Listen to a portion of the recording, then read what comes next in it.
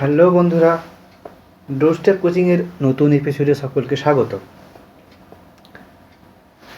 Episode নম্বর 5 আমরা দুটো জিনিস শিখেছিলাম, দেখাই আগে। সেটা হলো ভি লুকআপ এবং এইচ লুকআপ। ভি লুকআপ এবং এইচ লুকআপ নিয়ে আমরা কাজ করতে গিয়ে অনেকের মনে অনেক রকম সমস্যা, অনেক রকম প্রশ্নচিহ্ন তৈরি হয়েছিল যে আমরা যদি কলাম নাম্বার ভুলে যাই। সাপোজ আমরা এখানে ভি লুকআপের সময় আমাদেরকে একটা কলাম নাম্বার দিতে হতো, যে কত নম্বর কলামটাকে আমরা এখানে সিলেক্ট করব। তারপরে অনেক সময় হতে পারে আমরা এই 3টে কলামকে সিলেক্ট করেছি, বাট 4 নম্বর কলামটাকে সিলেক্ট করতে ভুলে গেছি। তখন সেক্ষেত্রে আমাকে 4 নম্বরেতে আমি পাবো না, ডেটা পাবো না। তো সেই সমস্ত আবার এইচ লুকআপের ক্ষেত্রেও সেমই প্রবলেম হতে পারে। আবার আরও একটা সমস্যা দেখা দেয়, ভি লুকআপ যেমন শুধুমাত্র বাঁ দিক থেকে ডান দিকে দেখে এবং এইচ লুকআপ শুধুমাত্র উপর থেকে নিচের দিকে ফাইন্ড করে। এই দু ধরনের সমস্যা আমাদেরকে ফেস করতে হয় ভি লুকআপ এবং এইচ লুকআপে কাজ করার সময়। তো সেই দুই ধরনের সমস্যা যাতে সমাধান হয়, তার জন্য এক্সেলেতে আরও দুটো ফর্মুলা আছে। তার মধ্যে একটি হলো লুকআপ, অপরটি হলো এক্স লুকআপ। আমরা প্রথমে লুকআপ নিয়ে জানি, তারপরে এক্স লুকআপ নিয়ে জানব। দেখো, প্রথম যে সমস্যাটার কথা বলেছিলাম যে কলাম নাম্বার, আমরা যখন ভি লুকআপ নিয়ে কাজ করি তখন একটা কলাম ইন্ডেক্স নাম্বারের গল্প থাকে, তাই না? কলাম ইন্ডেক্স নাম্বারের গল্প থাকে। আবার যখন এইচ লুকআপে কাজ করি তখন রো ইন্ডেক্স নাম্বারের গল্প থাকে। তো এই কলাম ইন্ডেক্স নম্বর বা রো ইন্ডেক্স নম্বরটাকে আমরা যদি ইউজ করতে ভুলে যাই, অর্থাৎ এই যে আমি এখানে কত থেকে কত নম্বর কলাম পর্যন্ত দেখবো, অর্থাৎ এ থেকে ই পর্যন্ত দেখবো বলেছি, তাই 2 নম্বর কলামে রোহিত ছিল, তাই রোহিতটা এসেছে এখানে, রাইট? ঠিক আছে। কিন্তু যদি আমরা সাপোজ এবং 5 নম্বর কলামেতে আমার কাউন্ট ছিল, তাই 5 নম্বর কলামে কাউন্ট এসেছে। কিন্তু যদি আমরা বলি না, আমরা এরকমভাবে কাজ না করে যদি সিঙ্গেল কলাম নিয়ে কাজ করতাম, তাহলে কতবার খাটতাম, কত কী করতাম। তো সেটাকে করার জন্য আমরা নতুন ফর্মুলা নিয়ে এসেছি, সেটা হলো লুকআপ। এক্সেলেতে লুকআপটাও খুব সুন্দরভাবে কাজ করে, তবে লুকআপের ক্ষেত্রেও একটা লিমিটেশন রয়েই যাচ্ছে। সেটা হলো হয় বাঁ দিক থেকে ডান দিকেই দেখবে, অথবা উপর থেকে নিচের দিকে দেখবে। লুকআপও কিন্তু নিচে থেকে উপর দিকে খোঁজে না, এবং লুকআপও কিন্তু এই ডান দিক থেকে বাঁ দিকে খোঁজে না। লুকআপও কিন্তু ভি লুকআপ এবং এইচ লুকআপের মতোই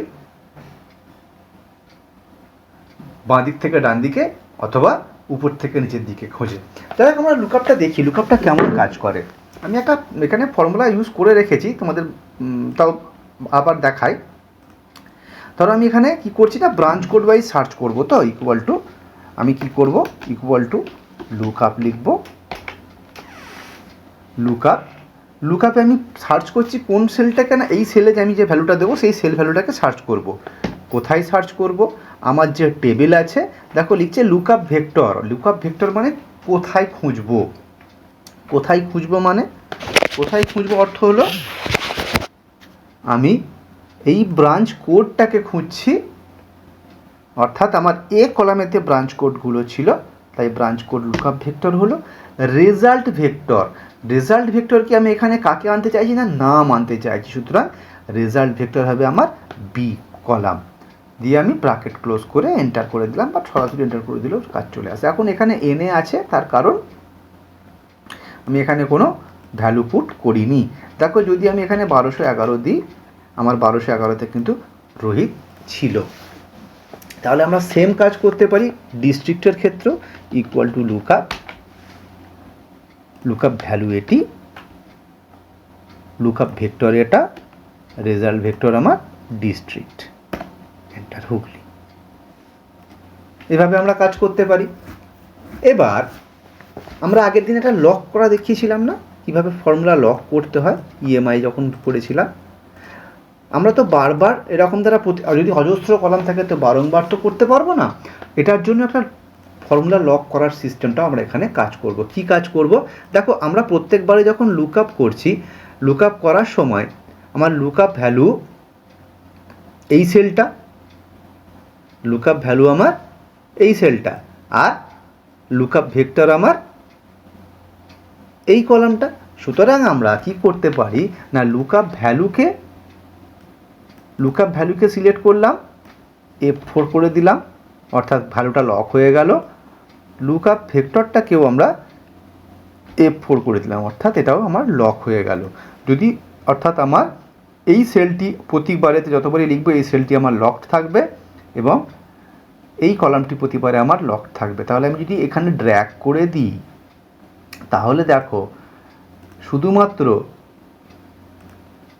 বি সি ই ডি এগুলো চেঞ্জ হয়েছে, অর্থাৎ ABCDগুলো চেঞ্জ হয়েছে, বাকি কিন্তু আমার লুকআপ ভেক্টর এবং লুকআপ ভ্যালু কিন্তু চেঞ্জ হয়নি।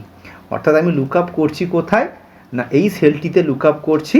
এই সেলটিতে লুকআপ করব কি নিয়ে না প্রথম সেলটিতে আমি নামকে রেখেছি, অর্থাৎ বি কলামকে রেখেছি। তারপরে সেলটিতে আমরা ডিস্ট্রিক্ট অর্থাৎ সি কলামকে রেখেছি।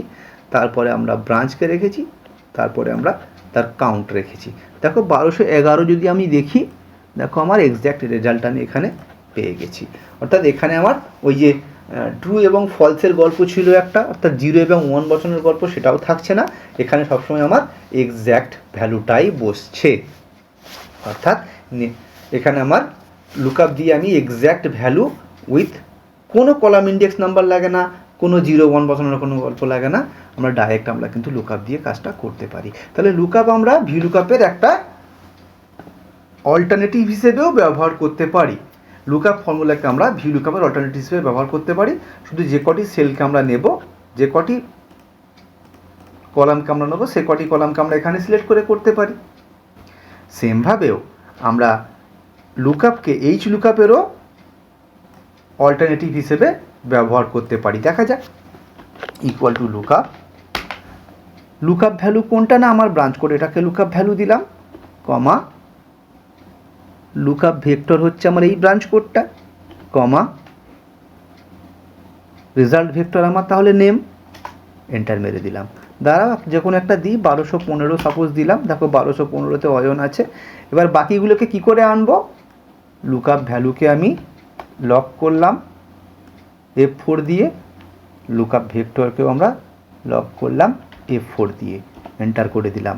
এরপরে আমি জাস্ট খালি কোনটাকে ধরে ড্র্যাগ করে দেব। দেখো সকলে কিন্তু আমার ভ্যালু চলে এসেছে। 1215 নম্বরে কে ছিল দেখো, অয়ন, তার হুগলি নম্বর 15 সাপোজ একটা কোনো ব্রাঞ্চ কোড ছিল, ব্রাঞ্চ নেম ছিল এবং তার কাউন্ট ছিল 4772। তাহলে আমরা এই লুকআপ ফাংশনকে তাহলে কি লিখতে পারি আমরা, lookup function can be used as an alternative of VLOOKUP and HLOOKUP, right. আমরা একটা লুকআপ ফাংশনকে আমরা একটা VLOOKUP এবং HLOOKUP-এর অল্টারনেটিভ হিসেবে ব্যবহার করতে পারি। এটা কিন্তু খুব একটা ইম্পর্টেন্ট একটা কথা আমরা বললাম, কি না lookup function can be used as an alternative of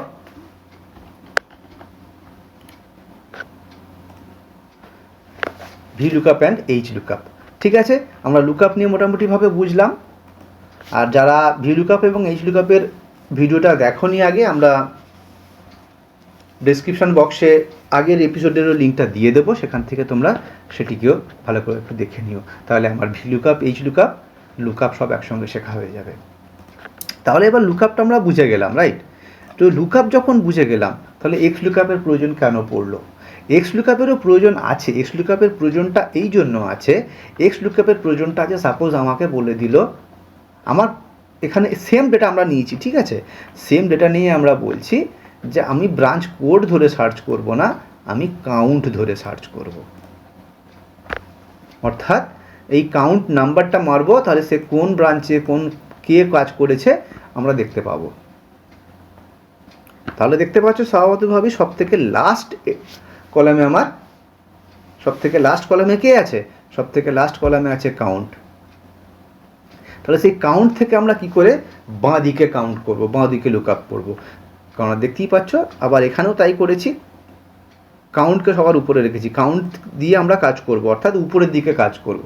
অর্থাৎ XLOOKUP আমার কি করবে, XLOOKUP করবে কি বাঁদিক ডান দিক উপর নিচে কোনো ফ্যাক্টর নয়, যেখান থেকে খুঁজবো সেখান থেকে আমরা পাবো, সেটাই আমার এক্স লুকআপের কাজ। তো যাই হোক, আমরা এক্স লুকআপ নিয়ে একটু দেখি ভালো করে। এক্স লুকআপ নিয়ে কাজ করতে গিয়ে আমরা কি বলেছি, এই কাউন্ট নাম্বার অনুযায়ী আমরা এক্স লুকআপ করবো। তো দেখা যাক, তাহলে আমরা করি equal to x lookup first ব্র্যাকেটের ভিতরে লুকআপ ভ্যালু সেম আমার। লুকআপ ভ্যালু এটা হলো লুকআপ অ্যারে। লুকআপ অ্যারে মানে কোথায় খুঁজবো, লুকআপ অ্যারে আমার এটি, তাই না? আমি এখানে লুকআপ ভ্যালুটাকে খুঁজলাম রিটার্ন অ্যারে। রিটার্ন অ্যারে মানে কি রিটার্ন আসবে, তাহলে ব্রাঞ্চ কোডকে রিটার্ন আনবো, আমি ব্রাঞ্চ কোডকে রিটার্ন আনছি। তাহলে আমি একটা সংখ্যা দিই, যে কোনো একটা সংখ্যা 9980। দেখো 9980 যেখানে ছিল কোথায় গেল খুঁজে পাচ্ছি না, 9980-তে 1213। দেখো ব্রাঞ্চ কোড আমার 1213 চলে এসেছে। এবার অ্যাজ ইট ইজ আমি বাকিগুলোতে করতে পারি কি না, বাকিগুলোকে ড্র্যাগ করব কিভাবে, এটাকে লক করে দিলাম এবং আমার লুকআপ অ্যারেকেও লক করে দিলাম। লক করে দিয়ে বাকিগুলোকে আমরা ড্র্যাগ করে দিতে পারি। তাহলে দেখো সেম টু সেম আমার চলে এসেছে। 9980-তে কে ছিল, 1213 Ayan Hooghly, same to same চলে এসেছে। এখানে অন্য ডেটা চেঞ্জ করে দেখে নাও, 7423 দেখো 1222 নম্বরে সানি ছিল। তাহলে আমরা এটা দেখে কি বুঝলাম, এক্স লুকআপও কিন্তু x lookup is the best alternative of VLOOKUP and HLOOKUP.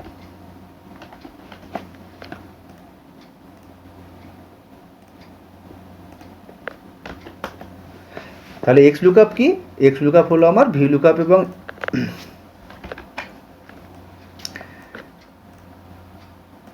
VLOOKUP এবং এইচ লুকআপের সব থেকে ভালো অল্টারনেটিভ হচ্ছে এক্স লুকআপ। এক্স লুকআপ কিন্তু আমার বাঁ দিক থেকে ডান দিকে, ডান দিক থেকে বাঁ দিকে, যেদিকে খুশি খুঁজতে পারে, সেটাও আমরা দেখব। নেক্সট কাজ করি আমরা, চলো যে কিভাবে বাঁ দিক থেকে ডান দিকে দেখে সেটাও দেখা যাক। তাহলে আমরা ব্রাঞ্চ কোড দিয়ে শুরু করি, কাউন্টটাকে এখন ইগনোর করছি, ব্রাঞ্চ কোড থেকে আমরা করছি। তাহলে ব্রাঞ্চ কোডে তাহলে আমরা এক্স লুকআপ লাগাচ্ছি, ব্রাঞ্চ কোডে এক্স লুকআপ লাগাচ্ছি, কমা, তাহলে আমার লুকআপ অ্যারে এটি, লুকআপ ভ্যালু এটি। তাহলে আমরা যদি ব্রাঞ্চ কোডে যাই, সাপোজ যে কোনো একটা ব্রাঞ্চ কোড দিই 1218, দেখো অয়নকে রিটার্ন এনেছে।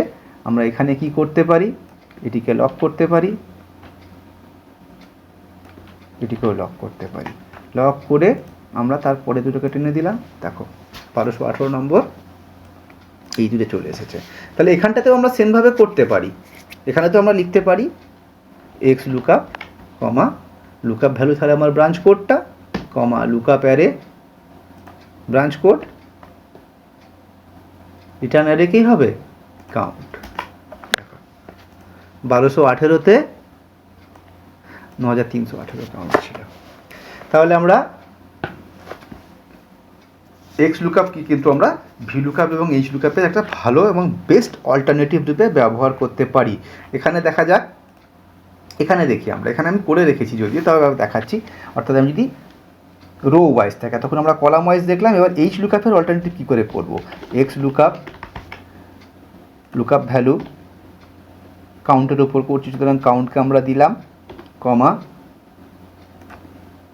ব্রাঞ্চ কোড, অর্থাৎ রিটার্ন অ্যারে হবে আমার ব্রাঞ্চ কোডটা, এন্টার দিয়ে দিলাম। দেখো 1797 আছে 1210-এ, দেখো ঠিক আছে। এবার আমি কি করতে পারি, এটিকে লক করতে পারি, লক, লুকআপ অ্যারেকে লক করলাম, করে ড্র্যাগ করে দিলাম। তাহলে আমার সব ডেটা কিন্তু চলে এলো। অন্য একটা ডেটা নাও, 3409 কোথায় না, 1214-তে অয়ন হুগলি 14। আচ্ছা, অন্য একটা ডেটা নেওয়া যাক, 7925টাকে নিই, 7925, দেখো 1236 কৃষাণু হুগলি। তাহলে বোঝাতে পারলাম আমি যে এক্স লুকআপকে আমরা কিভাবে VLOOKUP এবং এইচ লুকআপের বেস্ট অল্টারনেটিভ রূপে ব্যবহার করতে পারি। এবার আমি একটা টুইস্ট করে দেখি। টুইস্টটা হচ্ছে আমি ডেটাটাকে একটুখানি মডিফাই করব। কীরকম মডিফাই করব না, এখানে একটি কলাম নিয়ে আসি, দাঁড়াও, না কলাম নিয়ে এলে হবে না। আমি এই ডেটাটিকে আমি একটা অন্য জায়গায় পাশের সেলে কপি করছি, পাশের সেলে কপি করে দেখায়। এক্স লুকআপটাকে আমি একটু অন্যভাবে দেখাতে চাইছি, কি না এই ব্রাঞ্চ কোডটাকে আমি মিডিলে করে দিয়েছি, দিয়ে বলছি ব্রাঞ্চ কোড হিসেবে সাজাতে হবে, ব্রাঞ্চ কোড দিয়ে এক্স লুকআপ করতে হবে। কিভাবে করব তাহলে দেখা যাক। আমরা এটাকে নিয়ে এখানে ফাইন্ডে ফেলে আমরা কি বলছি না, আমরা ব্রাঞ্চ কোড ধরে ফাইন্ড করব নাম, ডিস্ট্রিক্ট, ব্রাঞ্চ নেম, সমস্ত কিছু। ঠিক আছে, তাহলে আমি এখানে ভি লুকআপ, এইচ লুকআপ কিছুই খাওয়াতে পারবো না, কারণ কি ভি লুকআপ খাওয়ালেও আমার ব্রাঞ্চ কোড থেকে শুধুমাত্র ডান দিকে নেবে, আবার লুকআপ খাওয়ালেও ডান দিক শুধুমাত্র বাঁ দিক থেকে ডান দিকে নেবে। আবার যদি আমার রো ওয়াইজ থাকতো তাহলেও সেই শুধু উপর থেকে নিচের দিকে। তাহলে এখানে একমাত্র অল্টারনেটিভ হচ্ছে আমার একমাত্র alternative x lookup. X lookup কী করবে, এক্স লুকআপ ভ্যালু আমার এই সেলটিকে নেব, লুকআপ অ্যারে আমার ব্রাঞ্চ কোড, কমা রিটার্ন অ্যারেকে না নেম। ঠিক আছে, দেখো আমি একটা দিয়ে দিলাম 1229। দেখো 1229-এ কে আছে, বিষ্ণু। এবার তাহলে দেখি, তাহলে আমি এক্স লুকআপ দিয়ে বাঁদিকে ভ্যালু বের করে ফেললাম, এক্স লুকআপের বাঁদিকে ছিল তাকে বের করে ফেলেছি। তাহলে এক্স লুকআপের ডান দিকেরগুলো কী করে বের করবো দেখা যাক।